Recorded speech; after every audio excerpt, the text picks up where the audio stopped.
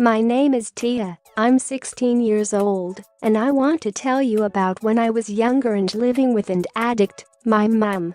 One of the main things I remember was always having to be independent and a little bit more responsible than all the other kids my age.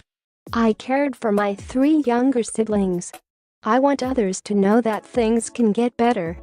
To help me tell you this story, I've been having a chat with my mum. Mum, I remember times when I just couldn't face things. I couldn't face being a parent, and I would isolate myself in my bedroom. When you were little, you went to a Halloween party, and you were really excited. Then I got that call. I was so off my face when the school called. It was about 9 o'clock, and I needed to pick you up. Do you remember that? Mum, what was that like for you? Tia, well, it was a little bit scary because I didn't know where you were, and I wasn't aware of anything that was going on at that point. It didn't really seem like a big deal at the time. Oh, she's forgot. She always forgets things.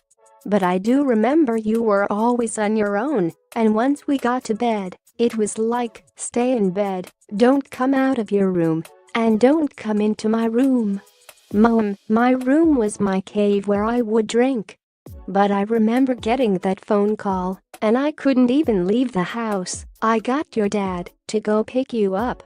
Tia, I think when I was younger it didn't feel like a massive responsibility. If the baby was crying, I would just go and sort out the baby, then sort myself out. Mum, in my deluded thinking, I genuinely believed that I was a good mum by taking my kids to the pubs with the bouncy castles. I really believed that. Mum, I got to breaking point when I started smashing up the house, and I did some horrendous things with the kids. I remember saying to you, get the children in the car. My intentions were never to harm you, but driving along I just thought I can't do this anymore. I don't want to live. And my second thought was, well, they can't live without me, so I'll just drive into this wall. That was when I put my foot down, and then the car came around the corner. I put the brakes on. I didn't set out to kill us all. I just became so desperate that I just didn't want to live anymore. That must have been really frightening for you. Tia, yeah, it was because I didn't know what was happening. I was still so young. It was quite scary, and even now, if I am in a car with someone who is driving really fast, that will be the first thing that comes into my head. Mum, when I reached out and got help, I just cracked on with recovery. Istarted becoming teachable.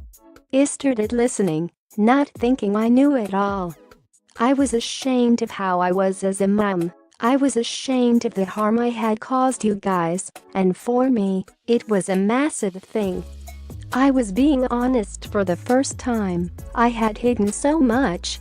I couldn't tell anyone. I couldn't tell the doctors, because they would tell social services.